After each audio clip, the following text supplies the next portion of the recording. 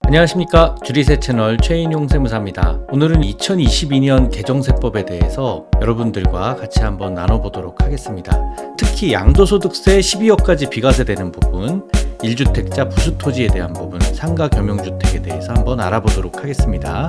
여러분, 개정세법에 대한 양도소득세가요, 비과세가 9억에서 12억으로 한도가 늘어났습니다. 그거에 따른 세액 계산이 어떻게 영향이 미치는지 한번 살펴보도록 하고요. 1세대 1주택 부수토지에 대한 배수도 조정이 하향이 됐습니다. 그래서 주거지역이나 공업지역, 상업지역에 대한 1세대 1주택의 부수토지에 대해서 종전에 5배까지 인정해 주던 거를 3배만 인정을 해주는 것으로 바뀌었습니다. 상가 겸용주택에 대한 판정 기준도 바뀌었는데요. 이 개정세법에 대해서 한번 자세히 살펴보도록 하겠습니다. 여러분, 1세대 1주택은요, 비과세를 12억까지 해주는 걸로 늘어났습니다. 원래는 9억이었는데 12억으로 늘어났죠. 1세대 1주택에 대해서는 먼저 요건을 좀 잘 알아야 되는데요. 먼저 1세대가 세대원 전원이 한 주택밖에 없어야 됩니다. 세대원에는 실질적인 세대원이어야 되고, 주민등록상 빠져나가 있다고 하더라도 같이 살면 세대원이 됩니다. 조심하셔야 돼요, 이 부분이. 자녀나 부모님이 주택이 있는 경우가 많기 때문에 그렇죠. 그리고 1주택이어야 됩니다. 국내에 있는 모든 주택에 대해서 1주택이어야지, 시골에 집이 조그만 게 하나 있다거나 주거용으로 쓰는 오피스텔이 있다고 하더라도 주택에 들어가는 게 아니에요. 그리고 2년 보유하고 2년을 거주를 해야, 조정지역에서는 거주를 해야 1세대 1주택으로 비과세를 받을 수 있죠. 이 모든 것들이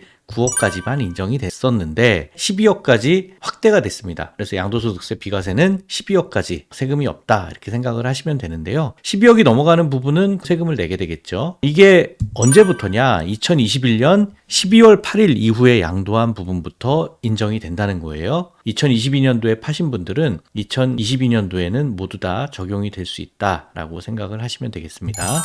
1세대 1주택 비과세에 대한 규정은 소득세법 89조에 나와 있는데요. 여기에 보면은 주택 및 이에 딸린 토지의 실거래가액 합계액이 12억 원 초과하는 고가주택은 제외한다. 그 이하는 비과세를 한다라는 내용입니다. 이 내용은 12월 8일 이후 양도하는 주택분부터 적용한다라고 적용 시기까지 나와 있고요. 시행령에 보면 계산 방식에 대한 내용을 여러분들이 알 수가 있는데요.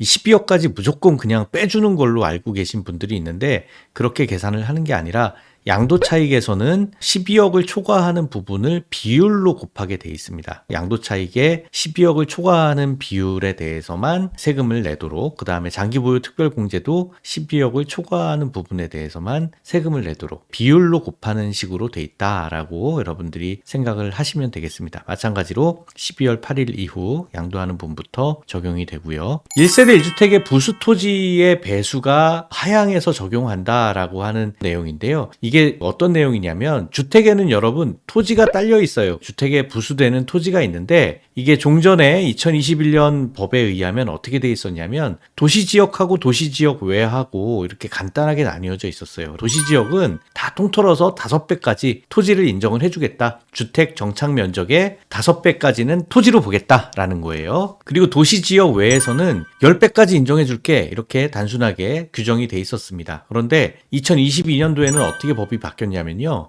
이 도시지역 안에서 보니까 주거지역, 상업지역, 공업지역은 특히 가격도 많이 오르고 그러는 것 같아요. 그래서 도시지역 내에 있는 주거지역, 상업지역, 공업지역은 5배는 너무 많다, 3배까지만 인정을 해줄게. 나머지 도시지역이지만 녹지지역이거나 수도권이 아닌 지역은 가격이 많이 안 오르겠죠. 여기는 그대로 5배를 인정을 해줄게. 그리고 도시지역이 아닌 곳도 10배 그대로 인정을 해줄게 라고 하는 것들이 요번에 바뀐 세법 내용입니다. 도시지역에 있는 수도권의 주거지역, 상업지역, 공업지역에 대해서만 적용이 된다라고 확인을 하시면 되겠습니다. 기존에 5배까지 정책 면적이 있었던 땅들은요, 추가적으로 증축을 좀 하시면 3배까지 들어올 수가 있으니까 1세대 1주택으로 더 많이 인정을 받으려면 조금 더 증축을 하시는 방법도 있을 수가 있겠습니다. 자, 이걸 법률로 살펴보면 어느 부분이냐면 제 89조 1항의 3 요 부분이에요. 주택과 이에 딸린 토지, 건물이 정착된 면적의 지역별로 대통령령으로 정하는 배율을 곱하여 산정한다. 여기 토지까지는 비과세로 보겠다라는 내용이고요. 아까 살펴본 바와 같이 도시지역의 주거지역, 상업지역, 공업지역은 3배, 도시지역이지만 수도권 녹지지역이나 수도권의 외 지역은 5배, 그리고 도시지역이 아닌 곳은 10배까지 그대로 인정이 된다라는 겁니다. 상가 겸용주택에 대한 판정 기준이 있는데요.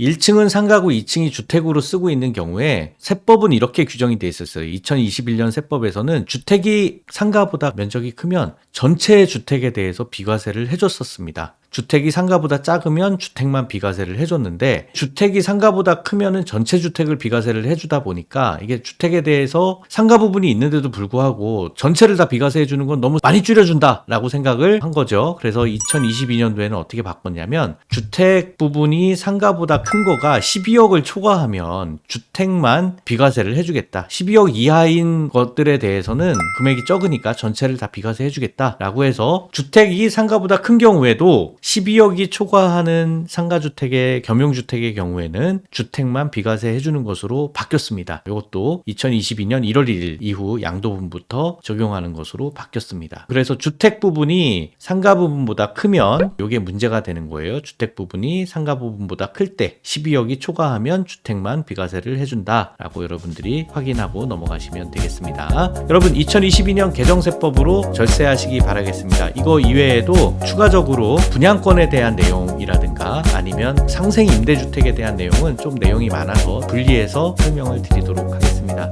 감사합니다.